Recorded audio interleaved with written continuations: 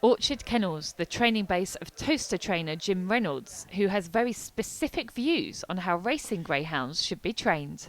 To do the job professionally and do the job properly, and to make sure that we look after, people say look after dogs, I prefer to say to look after our athletes. It is a full-time job, it's an intense job, and it's a labour-intensive job. So you must have the numbers here, and everyone works very, very hard when they do come here as well. And they do, we've seen it here today, dogs being thoroughly groomed, thoroughly looked after, ears cleaned, it's very intensive. And also obviously you have your physio here as well, checking them over. Yeah, to keep dogs fit, to keep dogs to be able to run at the top of their ability, you've got to have a level of cleanliness. If you go yourself and you don't brush your teeth for a week or don't clean your ears, you won't feel very good, and you definitely won't be going around toaster doing a 2880, that's for sure. So the level of care for their health is vitally important for what you actually get on the track, and it also shows in the nature of the actual dog themselves. It brings them out themselves, it makes them happy. The dogs are content when you're giving them things that they actually need, and hopefully they'll win more races. And the physio side of it is obviously something that you're a big believer in. Yeah, I played semi-professional football in Scotland and in England when I came down for Cumbernauld Juniors and for Dagenham. And I've run 5 marathons, so I understand the importance of muscle care and what can happen if it goes wrong. So it's vitally important that we take small issues and make sure that they're solved before they become big issues and major problems. So it's an intense part of the work for the staff, but it's something that we reap the benefits from, to give the dogs the longevity of a career and give them a full career that they're able to achieve what they're potentially able to achieve. In terms of feeding, it might be quicker for you to tell me what doesn't go in the food than what does. It's a real process here. Your wife Sue obviously heavily involved in that, along with the rest of your staff, but wow.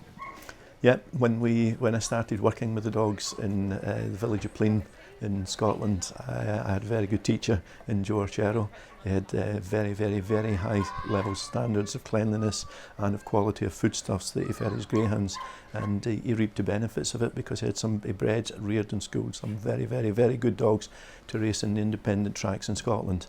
I've maintained those same standards and tried to expand on them as well, to take them a stage further with the use of science for the digestion, and to make sure that the dogs get the benefit of everything they're eating. I'm a great believer in dogs getting omega-3 oils into their system. Studies have shown that both cheetahs and hares have huge levels of omega-3 in their systems, and they're both very fast as well. So lots of vegetables, lots and lots and lots of beetroot. I think it's very good. It helps with cramping.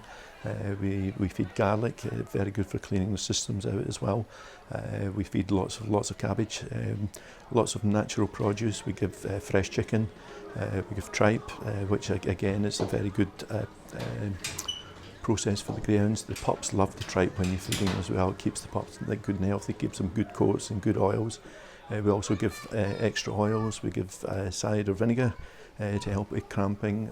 We give tinned tomatoes, especially double dosage for the dogs that are cramping dogs, and also bananas for those that are crampers as well, so they keep the levels of potassium up. And so all that, certain foods going into certain dogs' dinners, it's about knowing your dogs. How important is that to you? Yeah, very, very important. There's no two dogs that's ever alike. You have dogs that will have some dogs get fat and fresh air and you've got to feed them small. Other ones you've got to double up breakfast because the metabolisms work differently. And as I say, the fine tuning of the diet for each one's needs is very, very important for their development. I also noticed some onions lying around the place. Tell us about that. Love the onions. The ancient Greeks used them as an antiseptic. They had good medicinal purposes, and they were using them for various things. And I've been using them from ever since the 70s with it. I think it purifies the air. They definitely got antiseptic properties in them, and as a consequence of that, there are very, very, very few dogs that would get the kennel cough during the winter time in these kennels. What was very, very interesting with it was there was research just came out about 2 weeks ago.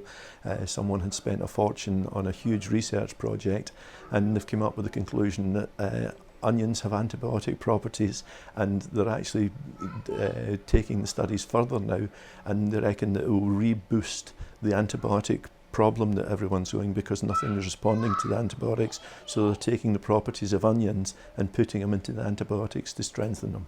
So it's proven now. Keep your onions. It was proven a long time ago. You've got plenty of winners' jackets, competition winners' jackets around. What's been your best win ever?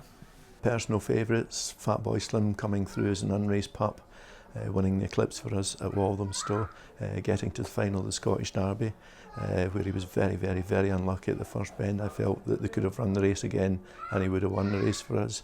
Won the Sussex Cup at Hove, he won a plethora of opens, the length and breadth of the country, and was a brilliant dog to work with. Horseshoe Ping, probably the most consistent dog that we've ever trained, won a plethora of open races, Group 1 races, track records, won 56 of his 95 races, so he's absolutely phenomenal strike rate to have, and again a brilliant dog to train. And the most recent was special as well, You Never Listen. Yeah, the at her home track of Romford as well. She was a special bitch. She had a phenomenal temperament. I think if she was a human, she would have been an athlete. She had an athlete's type of temperament. Nothing fazed her. So to win at what was a home track at the time was a special evening. You Never Listen, 3 lengths clear and in absolutely no danger to win the Golden Sprint of 2015. Down the lane to win by 4. Laughing Gravy was second. Those two, and Linson Tiggy, I reckon, has just held third. What's the number 1 race you'd like to win now?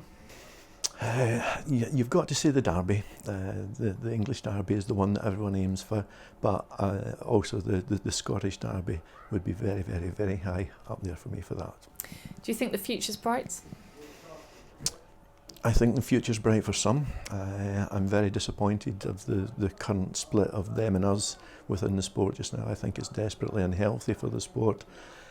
And any time you get them and us, you get winners and you get losers. And I'm concerned for the sport as a whole, in that whoever wins, if there is the term you go and use, then somebody's going to lose out as a consequence of that. I think that there is hope in the sense that we're looking at new incomes, where the money is definitely going up. The owners and trainers are more appreciated by the sport now and more needed by the sport ever more than they are now. So I think I've always said there will always be greyhound racing, whether it's in a plush stadium like Walthamstow or whether it's down our Gallop with 2 dogs running up a field. There'll be greyhound racing till the end of time.